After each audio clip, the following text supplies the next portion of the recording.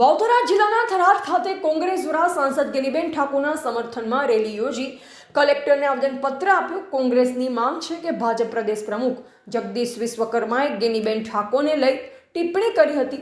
સાડીના પલ્લુમાંથી બેઠકો ખેંચી લાવી તેવા નિવેદન બાદ કોંગ્રેસ દ્વારા ઉગ્ર વિરોધ કરવામાં આવ્યો હતો।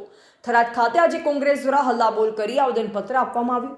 સાથોસાથ ભાજપ પ્રદેશ પ્રમુખનું રાજીનામું માંગવાની માંગ કરી છે। સ્થાનિક સ્વરાજની ચૂંટણી બાદ ભાજપના ગુજરાત પ્રદેશના પ્રમુખ જગદીશ વિશ્વકર્માએ બનાસકાંઠા જિલ્લામાં સ્થાનિક સ્વરાજની ચૂંટણીમાં પરિણામ બાદ સાંસદ ગેનીબેન ઠાકોર પર નિવેદન આપતા કહ્યું કે અમે પલ્લુમાંથી સીટો ખેંચી લાવી દીધી છે। તે નિવેદનને કોંગ્રેસે સાંસદ ગેનીબેન ઠાકોર સહિત સમગ્ર મહિલાઓનું અપમાન ગણાવી વિરોધ નોંધાવ્યો। તેને લઈ આજે થરાદના ગૌમાતા સર્કલથી રેલી યોજી કલેક્ટર કચેરી સુધી પહોંચ્યા અને કલેક્ટરને આવેદનપત્ર આપ્યું હતું।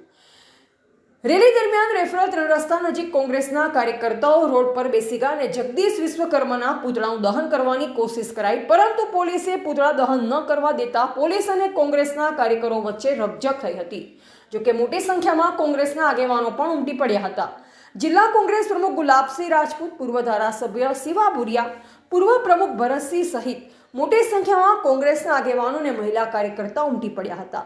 જોકે થરાદ કલેક્ટરને આવેદનપત્ર આપી ભાજપ પ્રમુખનું રાજીનામું આપે તેવી માંગ કરી। થરાદ ગાય માતા સર્કલથી લઈ કલેક્ટર કચેરી સુધી મોટી સંખ્યામાં કોંગ્રેસના કાર્યકર્તાઓ દ્વારા હલ્લાબોલ કરવામાં આવ્યો હતો। જોકે રસ્તા રોકી વિરોધ પણ કરવામાં આવ્યો છે। પ્રદેશ પ્રમુખ જગદીશ વિશ્વકર્માના પુતળાનું દહન થાય તે પહેલા પોલીસે પુતળા દહનનો કાર્યક્રમ અટકાવવામાં આવ્યો। જોકે ઉગ્ર વિરોધ બાદ કલેક્ટરને આવેદનપત્ર આપવામાં આવ્યું છે। ડૉક્ટર વિજયભાઈ ઉગ્ર વિરોધ કર્યો છે, ખાસ કરીને ટિપ્પણી બાદ કોંગ્રેસની શું માંગ? તમે જુઓ, વારંવાર નારી સન્માનની વાતો કરવી ને નારી અપમાન, તમને મીડિયાને કહું છું કે તમે આમાં જગદીશભાઈની પાછળ વિશ્વકર્મા ન લખો અટક। વિશ્વકર્મા તો આ સૃષ્ટિનું સર્જન કરી દો, આ તો દુષ્કર્મા છે, ભડકેલી ભેંસ જેવો માણસ છે।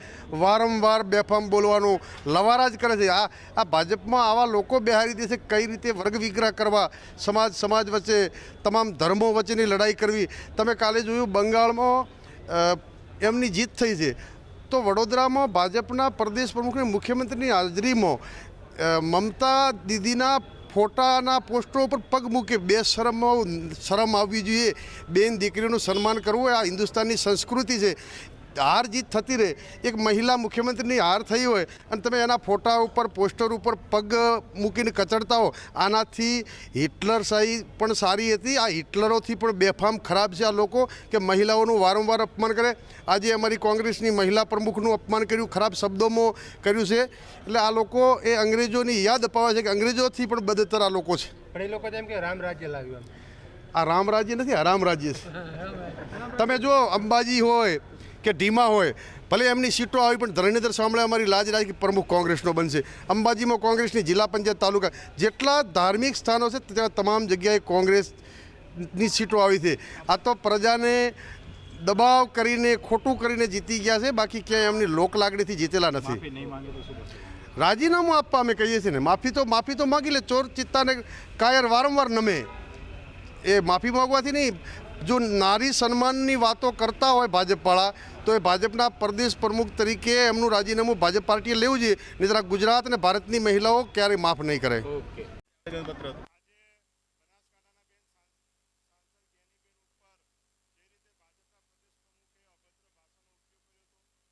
વિસ્તારની નારીનું આબરૂ સન્માન એના ઓઢનામાં અને સાડીના પલ્લુમાં છે।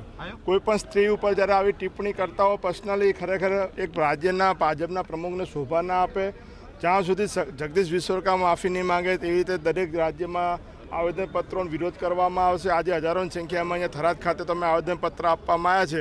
અહીંયા જ્યારે અમે આવેદનપત્ર આપવામાં આવ્યા તો આ જ સરકારની પોલીસે અહીંયા મહિલાઓને ગાળો કાઢી છે। મહિલાઓને પુરુષ પોલીસ દ્વારા અડી ના શકાય તેમ છતાં ધક્કા મારવામાં આવ્યા છે। આ નારી સન્માનની વાતો કરનારી આ સરકારમાં નારીઓનું ક્યાંય સન્માન નથી। ભાજપના પ્રમુખથી લઈને ભાજપની આ પોલીસ સુધી તમામ લોકો જો નારીઓની આબરૂ લેવા બેઠા હોય તો કોની પાસે લોકો જશે? આજે પોલીસે મહિલાઓની સુરક્ષા કરવાની હોય કે આબરૂ લેવાની હોય, અમને આજે પ્રશ્ન થઈ રહ્યો છે। જે રીતે વિશ્વકર્મા એ શબ્દ વાપર્યા અને હજી સુધી માફી નથી માંગી, એ એક શરમજનક છે। એક બાજુ નારીના સન્માનના નામે આખા ભારતની અંદર તમે તાયફાઓ કરતા હો, અને જ્યારે અહીંયા ખરેખર ગુજરાતની અંદર એક સાંસદ તરીકે ચૂંટાયા છે, એને શું ગુનો કર્યો જ્ઞાનીબેને સંસદની અંદર જ્યારે નારી વંદના બિલ આવ્યું ત્યારે એમાં એક પ્રશ્ન ઉઠાયો હતો કે ઓબીસી મહિલાઓને પણ આની અંદર આરક્ષણ મળવું જોઈએ. શું ખરેખર ઓબીસી મહિલાઓને આરક્ષણ ના મળવું જોઈએ? એમાં એ પ્રશ્ન ઉપર ગુનો કર્યો તો આ તો 100 વખત ગુના કરવાના છે. તમામ સમાજના પ્રશ્નો માટે હંમેશા જ્ઞાનીબેન લડ્યા છે. જ્યારે આવી રીતે અશોભનીય કેમ ગરીબ પરિવારની ગરીબ સમાજની દીકરી છે, ઠાકોર સમાજની દીકરી છે, ત્યારે આના પર આવા તમે આક્ષેપો કર્યા છે. ગમે તે ગરીબ પરિવારની હોય, સુખી પરિવારની હોય, એની આબરૂ છે ને એક સાંસદને માટે જે આ શબ્દ વાપરે અમે વખોડીએ છીએ. જ્યાં પણ કાર્યક્રમ થશે, આજે દેખો ગુજરાતભરમાં અલગ અલગ જગ્યાએ ઠાકોર સમાજ હોય કે કોંગ્રેસવાળા બધા આવેદનપત્ર આપે છે.